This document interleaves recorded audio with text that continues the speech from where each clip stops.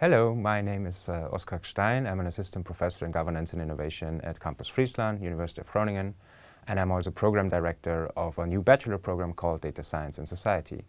My overall research theme is human dignity in the digital age.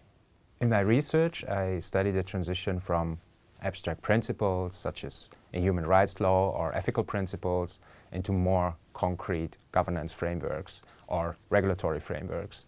So, for instance, in the context of the illicit trade group, at the moment we are having a project where a colleague looks into the impact and potential impact of cryptocurrencies on an international sanctions regime.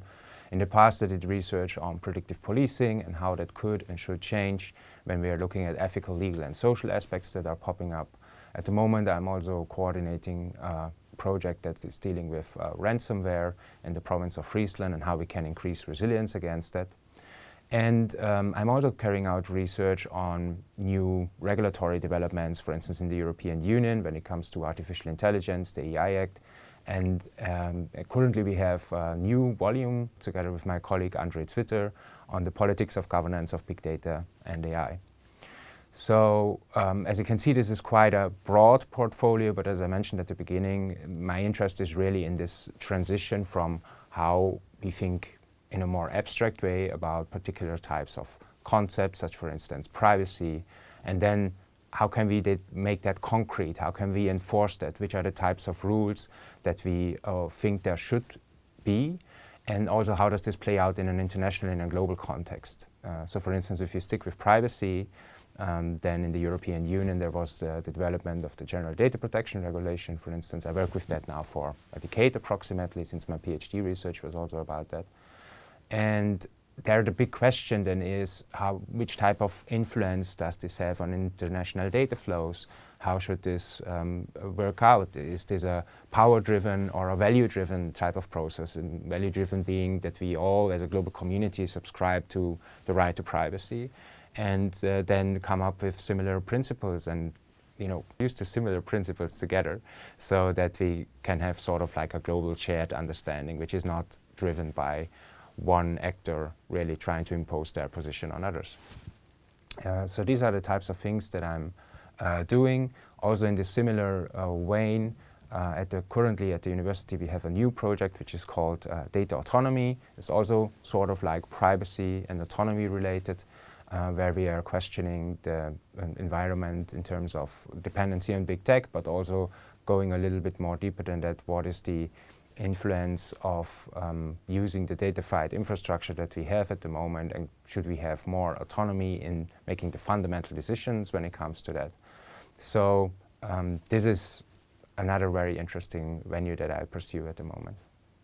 Yeah, so several months ago, as I already mentioned, we started with this project looking into whether cryptocurrencies have an impact on sanctions, whether they enable, for instance, sanctions evasion.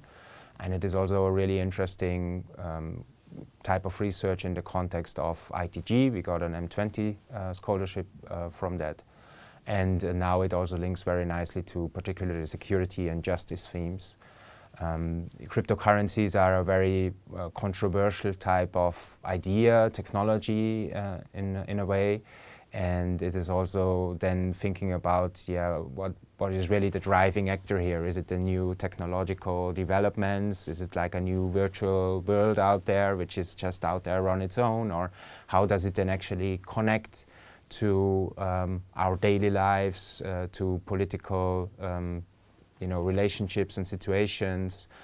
Does it expand the possibilities for those people who are thinking about evading sanctions? Which type of regulatory frameworks will we then have in order to react to that? The European Union, again, at the moment is working on that, but there is also an international dialogue which is then again embedded in something which already exists, sort of the anti-money laundering framework, where we already have a lot of legislation coming from the 1980s in relationship to drug trafficking, and trying to tackle organized crime. So it is quite a broad, complex, dynamic field that our colleague Orpheus is navigating here as a PhD researcher, and it's very interesting to look into this together with him and then try to make sense out of this, try to structure it, try to find an angle which speaks to people who are interested on the subject. It's also very interdisciplinary because we have to look into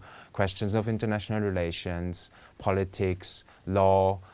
You have to understand the basics of the technology, what it can, what it cannot do, and what people want to use it for in different types of cultural, political context and settings. So this is a very, very interesting project, and it's also very interesting to think then about which type of methodologies to use, which type of literature is already out there. Does it make sense to interview people? Which type of people would you then interview with? What are the types of stakeholder groups that you are trying to address and look for?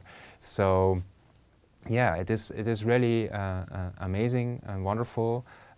Requires both conceptual and empirical work, and I'm very glad to be part of that.